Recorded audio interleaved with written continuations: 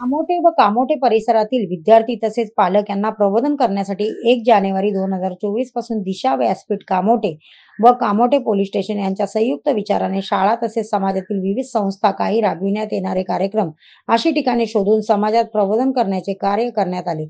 सदर कार्यात कामोठे पोलीस अधिकारी कर्मचारी तसेच समाजातील वकील जाणकार प्रतिष्ठित यांच्या मार्फत लेक्चर व त्यांच्या अनुभव या माध्यमातून सध्याची भावी पिढी यांना मार्गदर्शन केले। यामध्ये मोबाईलच्या विळख्यात अडकलेला विद्यार्थी वर्ग, cyber crime, cyber fraud, WhatsApp, Facebook द्वारे होणारे रोड व त्यामध्ये बर्बाद होणारी तरुण पिढी, मुलींवरील अत्याचार व घ्यावयाची खबरदारी यामध्ये शाळेतील मुलींना गुड टच व बॅड टच बाबत दिलेली माहिती, अंमली पदार्थ विरोधी जनजागृतीचे अभियान इत्यादी विविध विषयांद्वारे कामोठे येथे राबवत आहेत। दिशा सामाजिक संस्था व कामोठे पोलीस स्टेशन यांच्या सहकार्याने वर्षाच्या पहिल्या दिवसापासून हे अभियान शालेय विद्यार्थ्यांसाठी राबवत आहेत। आतापर्यंत जवळपास 14 शाळांमध्ये अशा शिबिरांचे आयोजन करण्यात आले आहे। 6,000च्या आसपास विद्यार्थ्यांना मार्गदर्शन करण्यात आले। सोशल मीडियाच्या वापराविषयी जागरूकता, मोबाईलचा सकारात्मक व नकारात्मक वापर व त्यांचा मानसिक आरोग्यावर होणारा दुष्परिणाम व प्रभाव, ऑनलाईन फसवणूक, सायबर सुरक्षा, सायबर गुन्हा व प्रकार, मानसिक आरोग्य जागरूकता अभियान, मुला-मुलींच्या सुरक्षेसाठी असणाऱ्या मार्गदर्शक सूचना तसेच शारीरिक बदलामुळे होणारे परिणाम आणि अंमली पदार्थ विरोधी जनजागृती तसेच सोशल मीडियाच्या गैरवापरामुळे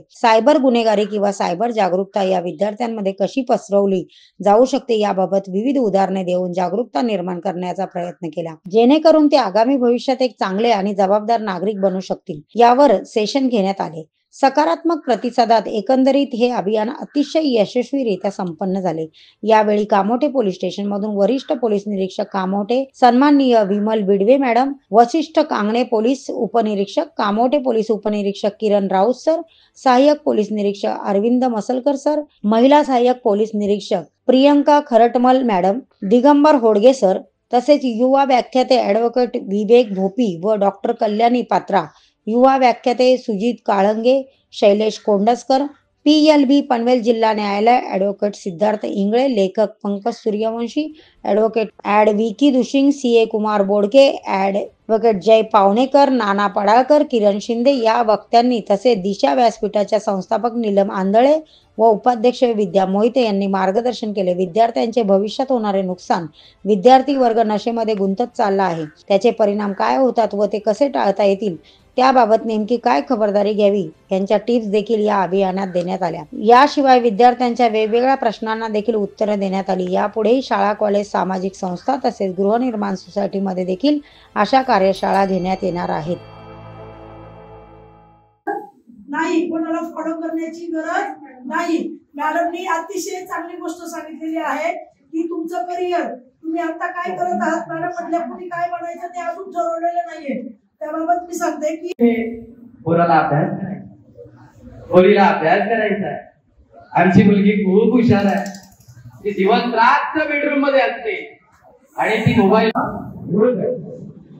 खाण्याचा रोग आहे, कन्फ्युज एखादी गोष्ट करत असेल तर आपण म्हणून त्याचा रोग आहे। तसा मोबाईल काही चांगल्या कामाकरता त्या रील्स बघणे, पुन्हा आता बघा रील्स कसे आहेत माहिती, तुम्ही जर एखादी रील्स बघितली तर ते मोबाईलचं नेटवर्क काय करते तुम्हाला त्या पद्धतीच्या रील्स तुमच्या पुढे येतात। मग तुमच्या मनाला काय करायला लागते, आवड तयार होती। तुम्ही सुद्धा विद्यार्थी त्याचा रिस्पेक्ट करत नाही तर तुम्हाला खंबीर भूमिका घेणं गरजेचं आहे आणि तुम्ही पण समोरच्या व्यक्तीचा रिस्पेक्ट करा, त्याच्या शरीराचा रिस्पेक्ट करा, त्याच्या मनाचा रिस्पेक्ट करा। तुम्ही बोलताना पण योग्य बोला, त्याच्याशी बिहेव करताना योग्य बिहेव।